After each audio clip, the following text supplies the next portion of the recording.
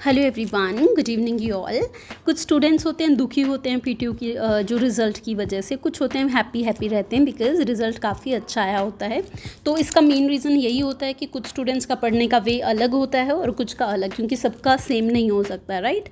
तो सबसे पहले मैं आपको ये चीज़ बोलना चाहूँगी, क्योंकि टाइम ना वेस्ट करते हो मुझे बोल देना चाहिए सब कुछ जो भी स्टेप्स हैं यहाँ पर। फर्स्ट थिंग, आप कभी भी बेड पर मत बैठ कर पढ़ो, ऑलमोस्ट चेयर लो और टेबल, राइट। चेयर के ऊपर बैठकर पढ़ना सबसे फर्स्ट थिंग। सेकंड चीज़, अगर मान लो टेबल नहीं है आपके पास, right, if in case, then आप फ्लोर पर बैठकर पढ़ना इंस्टेड ऑफ बेड पर। बेड पर अपनी बुक्स रख सकते हो और जैसे कुछ भी लिखना है आपको, राइट, तो फिर बेड के ऊपर जस्ट बुक्स रख सकते हो अपनी, वहाँ पर लिख सकते हो, लेकिन बैठना आपको फर्श पर है। ये रीज़न ये क्योंकि थोड़ा एक्टिव माइंड रहता है ऐसे, राइट, पढ़ने में। सेकेंड चीज़, जो भी स्टूडेंट्स हैं, जैसे फॉर एग्जांपल कुछ कोई भी एक टॉपिक ले लो आप, राइट, इंस्टेड ऑफ आप कुछ होते हैं कि मतलब पूरा स्केड्यूल करते हैं कि हाँ मुझे आज ये पढ़ना है, कल ये पढ़ना है।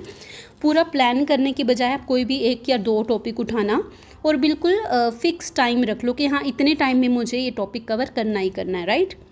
तो उसके लिए आप बिल्कुल एक्टिव होकर पढ़ना, और इवन बेशक बोल बोल कर भी आप पढ़ सकते हो। कोई डिस्टर्ब होता है इफ़ इन केस, तो फिर आप थोड़ा सा आराम से भी बोल सकते हो, राइट। तो मतलब आपको बेशक रटना पड़ जाए, इवन अंडरस्टैंड करना चाहिए वैसे टॉपिक, तो आप डायरेक्ट पढ़ना शुरू कर देना और पूरी ट्राई करना कि आप 15-20 मिनट जो भी आपका टाइम फिक्स होगा अकॉर्डिंग टू टॉपिक, तो आप वो मतलब तैयार कर सकते हो, राइट। एक बार प्रैक्टिस ज़रूर करना, ये आपके लिए फ़ायदेमंद रहेगा।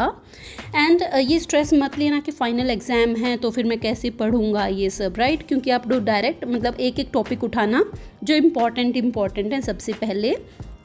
वो टॉपिक स्टार्ट करना, राइट, एक या दो टॉपिक पहले, क्योंकि फिर जब आपको एक चीज़ होती है कि आप पढ़ते पढ़ते हो बस, राइट, और उसको मतलब याद नहीं रहता आपको, उसके पीछे भी रीज़न रहता है,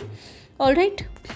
एंड वन मोर थिंग, सबसे ज़्यादा चीज़ यही है कि हम आपको सबको पता है कि हम फ़ोन कितना ज़्यादा यूज़ करते हैं आज के टाइम में, तो थोड़ा सा कम यूज़ करना, बिकॉज सारी रेज़ आपकी आंखों में आ गई हैं, राइट। ये सब आपको भी पता है क्योंकि फ़ोन यूज़ करते करते हम सब कुछ भूल जाते हैं, राइट। बट आपको ट्राई करना है कि मतलब फ़ोन कम यूज़ करें, एंड अगर काम हो तो डेफिनेटली आपको करना पड़ेगा ही यूज़, लेकिन अगर कोई काम नहीं है तो मत यूज़ करना। और टाइम बिल्कुल वेस्ट मत करना, क्योंकि अभी लगता है कि हाँ ये भी मुझे पढ़ने के लिए बोल रहे हैं, ये भी बोल रहे हैं, लेकिन आपका ही फ्यूचर अच्छा रहेगा instead of other one, right. और जितना आज के टाइम आपके लिए टफ रहेगा और आप थोड़ा सा स्ट्रगल कर लोगे तो बेटर फ्यूचर डेफिनेटली होगा। एक चीज़ और, कुछ स्टूडेंट्स होते हैं कंपेयर करते हैं दूसरों के साथ कि हाँ उसके पास ज़्यादा रिसोर्सेज हैं तो फिर हमारे पास नहीं है, हम नहीं पढ़ पाते हैं। बट एक चीज़ हमेशा याद रखना, जिसके पास रिसोर्सेज कम होते हैं वो ज़्यादा टॉप पर जाता है आज के टाइम में, क्योंकि उसको हर एक चीज़ की वैल्यू होती है, वैल्यू अदर पर्सन को भी होती है, but you know very well,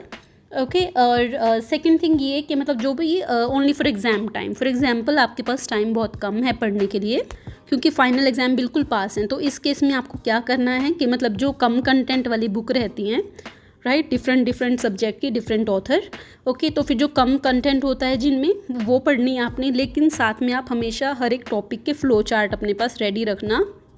क्योंकि फ़्लो चार्ट आप बनाओगे तो आपके लिए डेफिनेटली प्रेजेंटेशन की वजह से थोड़े से मार्क्स बढ़ जाते हैं, राइट, क्योंकि अगर अच्छा कंटेंट लिखा है तो डेफिनेटली मार्क्स कोई कम नहीं कर सकता,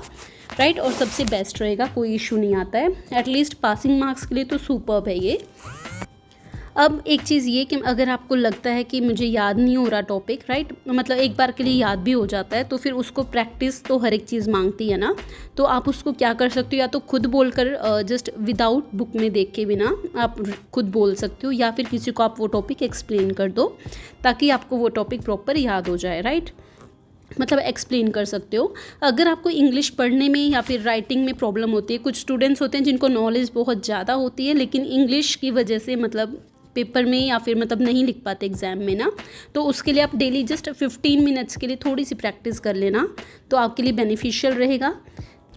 एंड जैसे फाइनल एग्ज़ाम के टाइम कोई स्ट्रेस ज़्यादा आ जाता है, उस टाइम पर आप भगवान का नाम लेना, जिन भी सबको वो सब एक होते हैं वैसे गॉड ना, तो उनका नाम लेना और आप डेफिनेटली स्ट्रेस कम होगा और रिलैक्स होकर अपना पढ़ना, राइट। और ऑनलाइन आपको पता है कितने प्लेटफॉर्म्स हैं, मतलब जहाँ जहाँ से आप पढ़ सकते हो, राइट, तो आपको कंटेंट काफ़ी मिल जाता है। और एक चीज़ और, जिसका भी रिज़ल्ट अच्छा आएगा, जिन जिन स्टूडेंट्स का, आप कमेंट सेक्शन में अपना नाम बताते रहना मुझे,